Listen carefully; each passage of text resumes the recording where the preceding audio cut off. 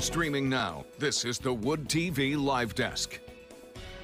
Overview of the officer-involved shooting that occurred yesterday. I agree with the statements made by the CEO of Summit Point, Jeannie Goodrich, when she said these types of cases, when it comes to crisis intervention and our co-work together on mental health calls, are extremely, extremely rare. Incidentally, of the 1,200 crisis intervention calls that we've taken year to date, less than 6% even involve use of force. And it's important to note that use of force primarily was just handcuffing. Also, it's important to note that out of those 1,200 calls year to date, only 1.6 of those folks have even been taken to jail. Again, this was an extraordinary circumstance and certainly isn't the norm. Yesterday, just after noon, the Battle Creek City officers were involved in a shooting with a female. She was 40 years old here in Battle Creek. The incident occurred while the officers were attempting to serve a signed court order by a judge for a mental health pickup. With officers present, while seated inside her car, the female fired a handgun at an employee of Summit Point through her car window. Both officers discharged their firearms at the female. The Summit Point employee was not struck by the bullet. The female then fled the scene with one child in the car. A short time later, she was located. Both children were unharmed. Here's some details. Yesterday afternoon, Battle Creek Police received a call from Summit Point requesting assistance regarding a mental health pickup order of a 40-year-old female and a Battle Creek resident. Shortly after receiving the order, information was received that the female was at the Summit Point's First Step facility located at 175 College Street here in the city. First Step is one of Calhoun County's first 24-hour psychiatric urgent care facilities. At 12:04, a call came in to dispatch advising officers of the court order and location of the female being at Summit Point's facility. At 12:10, officers were dispatched. Two Battle Creek officers were close to the area and went to the First Step facility to assist. At 12:12, two Battle Creek officers that were close to the area arrived. One officer was a supervisor for that portion of town and was in the immediate area. The second officer, a detective and also crisis intervention trained, also voluntarily arrived since he was close to the area. Upon the officer's arrival, Summit Point staff was already speaking to the female. The female was seated in a car that was parked in the parking lot just outside the facility with two children inside the car. The children were the ages of 9 and 10. One child was in the back seat, the other child in the front seat. Officers also made contact with the female. The female was argumentative and uncooperative. Officers attempted to take the female into protective custody in order to detain the female. The officer then attempted to break out the car window. Once the front door was closed, window was rolled up and the door secured. Officers and Summit Point employees were in close proximity with another female who tried to quickly resolve that situation. It escalated quickly. At 12:14, the female produced a handgun and fired the gun at a Summit Point employee. That round missed. One officer heard the gunshot from the female. The officers drew their service weapons to stop the threat and acting instinctively at the sound of a gunshot and out of fear that themselves or those they'd been sworn to protect were in danger, to include the young child sitting in the front seat. They returned fire as the vehicle began to move. The female was ultimately struck in the shoulder. These were all non-life-threatening wounds. Simultaneously, one of the officers yelled that there was children in the car, and the officer stopped firing. One of the car doors was open. One of the children was able to get out of the car and be taken into safety by a Summit Point staff member. The female fled the scene, and with the other child still in the car, after striking a patrol car and another occupied car that was in the parking lot next to this woman's vehicle. The incident began at 12:12. Shots fired at 12:14. Total time from the first shot to the last shot was just 8 seconds. At approximately 12:15, the female drove out of the area and was seen by a concerned citizen in the area of Garfield Avenue and Harvard. Officers were able to make contact with her in that area at the relative's house. It was at 12:28 the female was located once the scene was secured and taken into custody. The vehicle and the firearms were both located at that same location and seized for evidentiary purposes. The firearm was located in the vehicle. It had malfunctioned. At 12:34, she was transported to the local hospital for treatment. She remains there for non-life-threatening injuries. The second child was found okay and in the house as well. Both children, again, were unharmed. They've been turned over to Child Protective Services, and they've been made aware of the situation and are in the safe care of relatives. The investigation has currently been turned over to Michigan State Police, who are investigating the incident, which is our standard protocol. The initial investigation shows that the female had a small caliber handgun that may have had a malfunction or stovepipe during this particular incident. Our Office of Professional Standards will conduct their internal review to ensure that the officer's actions were within policy. And again, these two, both the state police as well as our investigation, as normal, will happen concurrently. I've placed both officers on paid administrative leave pending the outcome of this investigation, which also is standard procedure. What we do know now is the firearm, it was a Glock 380, and it's currently unregistered. The female involved was a 40-year-old female, but we're not going to reveal her name due to the fact that not only is she under medical care and why she was being there and why she was seeking treatment. The officers involved were Sergeant Chad Fickle. He's a 21-year veteran of this agency, 12 years in the patrol, and been a supervisor for the last 9. Detective Brandon Huggett has 8 years of service, 5 years in patrol, and the last 3 years in the Detective Bureau. The videos that we have were our patrol officers involved were equipped with body-worn camera systems. The videos were administratively accessed yesterday, and they've been turned over to MSP. We've also obtained surveillance videos from Summit Point. That has also been turned over to MSP. Today, just so you can visualize exactly what I've just shared with you, we're going to show you video from the facility, and mainly because it gives you an overview and does not necessarily reveal the woman that was involved in this case, at least not right now. So first we're going to see that video in real time, then we're going to see it again, frame by frame, so you can understand the narrative that I just shared with you. So we can go ahead and start the video, please, Andy.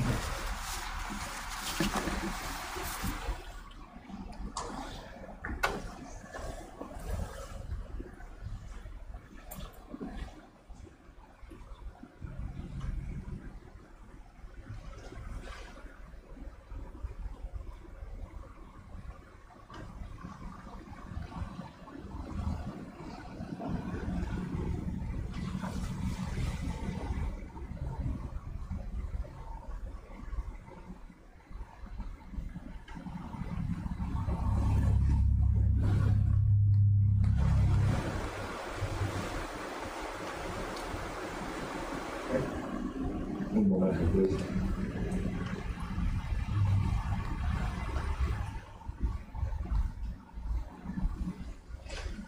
That's please off the USB. Give me 1 second, please.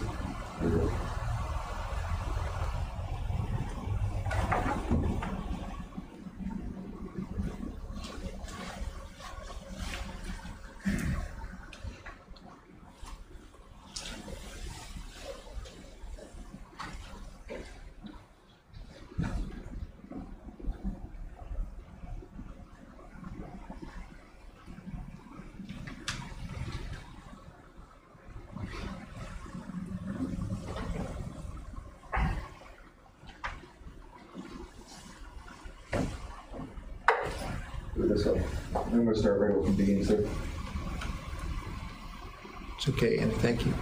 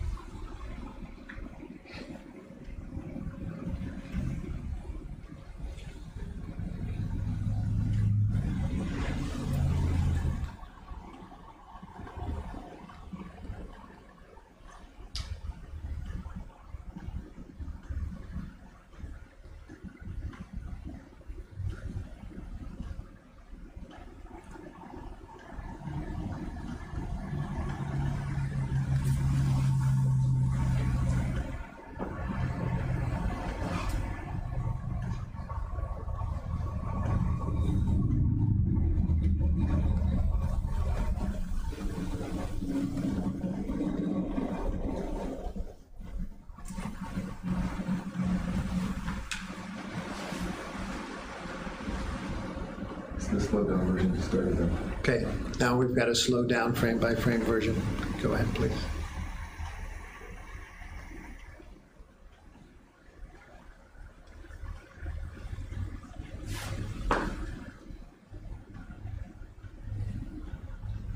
That right there is, you see a round coming out of the vehicle and blowing right by that woman's head and through her hair.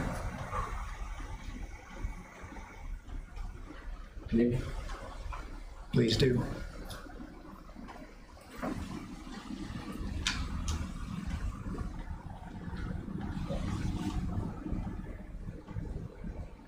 Here the child is removed.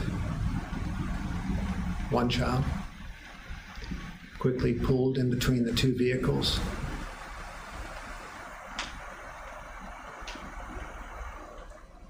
It's about at this moment officers are saying there are children in the car and they stop firing. This will be on the other side of the passenger front corner of the black car.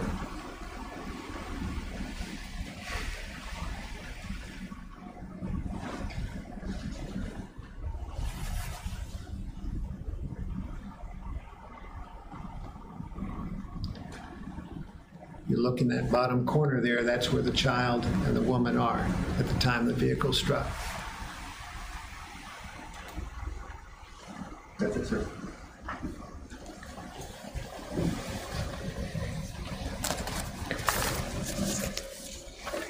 As I said to you earlier, this was a rapidly evolving, it was chaotic, and also extremely rare. Oftentimes, officers are put in this scenario where they have to make these split-second decisions. And in this case, I'll tell you, these are just impossible scenarios that our folks have to deal with. Possible scenarios that ultimately our community has to deal with. This whole entire event, as I shared with you, it really only took 2 minutes. But the actual, from the first shot to the second shot, was only 8 seconds. And I'm telling you right now, it was by the grace of God, right, that nobody was hurt. There was injury to the woman, of course, but they're not life-threatening, right? We know she will be released, but the children weren't hurt. But now that we see that, now that we see it after the fact, now that we're out of the fog of the chaos that happened at that moment, that the officers had to work through, right? We can all sit here and talk about what could have happened, what should have happened, and even work through our own hypotheticals, and assuredly we will continue to watch this. This will be a training video, without a doubt, especially as we continue this discussion about co-response and working with our mental health partners. The need is great for our folks that are suffering from mental illness. And if this doesn't exemplify it, and the challenges that those in law enforcement and mental health have to deal with on a daily basis, then I certainly don't know what else you might need. We do plan, there will be more than likely charges sought, but again, those charges really are more or less a forcing function to ensure this woman gets the care that she really needs. She will ultimately be taken into custody, but that's, of course, where mental health services will begin. And I think that's important to note.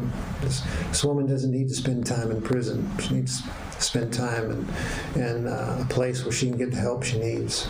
And that's really our focus. It's been our focus for the mental health community. And I had a conversation with a prosecutor recently. Although we're waiting for MSP to work through what charges are out there and exist, because they're going to be the ones putting in those charge requests.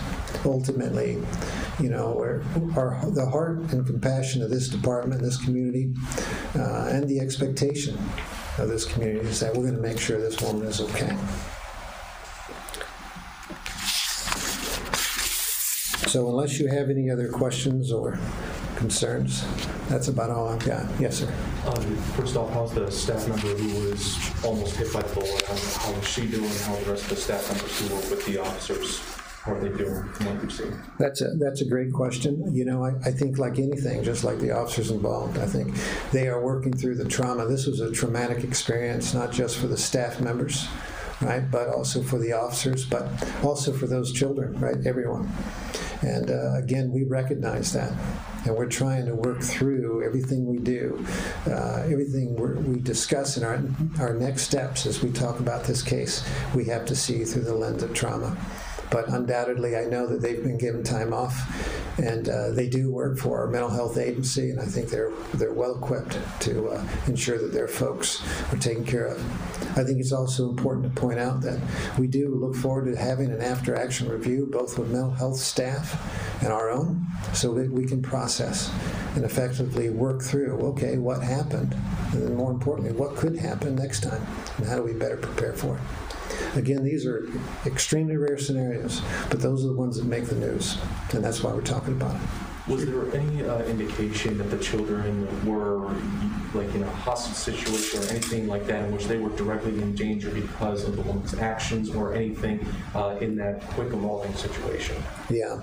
I think the moment that window was rolled up and the vehicle was locked, that was a hostage scenario and a firearm was produced. And I think we have to make, that is a part of how the officers responded. And again, we could walk through multiple scenarios and hypotheticals of what could have been, should have been, but they reacted instinctively to the sound of gunfire. And then once they acknowledged and recognized and it was able to process, right, that there were children there, they immediately stopped. That's very difficult to do. And those that have been involved in these traumatic incidents, they might understand that. I don't expect the rest of the community and the public to understand it, but that's very real. And the fact that they were able to change their course of action shows about the depth of their maturity. The fact that experience plays a large part. Yes, sir. So, Chief, do we know how she was able to possess a gun in the first place? Did Summit Health have any control over her possessions inside that vehicle or on her at that time? No. What I understand is a petition had been filed. They did not know where she was at the time. She had been an ongoing patient of concern for them. When they realized that she had arrived at First Step, which frankly is a good thing, there's no way they would have known that there was a threat. There's no way they would have known she was in possession of a firearm. And clearly, had we known that, everyone's approach certainly would have been different. And can you tell us if these are her kids or not, those two children? We believe that they are, yes. Did she know there was a pickup order? No, at the time, that's really what that first contact with the officer was, to first establish her identity, and then more importantly, to let her know. He did inform her at the time that I'm here because there is a pickup order. Had she been inside First Step and then come out? I don't believe she had been in there, not at that moment, no. And who first saw the handgun that she had? Was it a mental health worker who noticed it? You know what? I can tell you our officers noticed it. Matter of fact, in the video itself, in another video, when the first shot rang out, the female clearly realized something had just happened, right? She believed, because she clearly felt the wind and the concussion, that she was shot at. But the officer's first reaction, the one closest to the vehicle, the sergeant, he literally asked the other detective, what was that?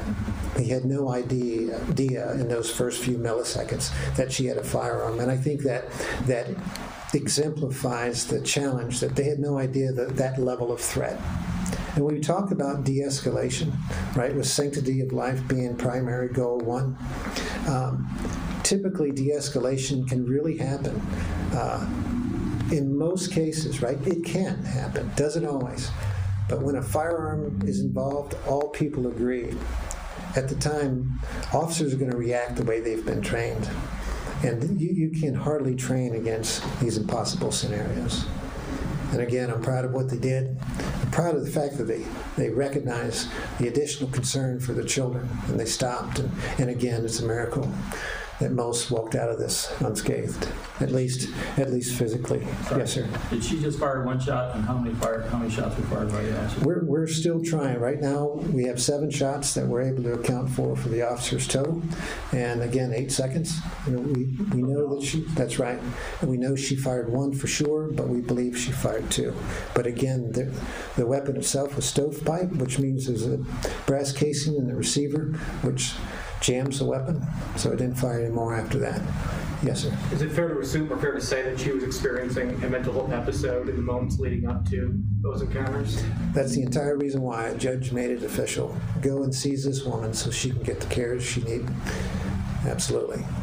And that was, of course, sought by our mental health professionals, not by us. You've got your hand raised, sir. Can you say what may have happened when she went home to her relatives and calmed down? You know, because it kind of like she was aggressive at first, went to her relatives, and was able to be apprehended. Do you know what may have happened to calm her down? Well, I think like anything, in times of trauma and stress, she ran to a safe place.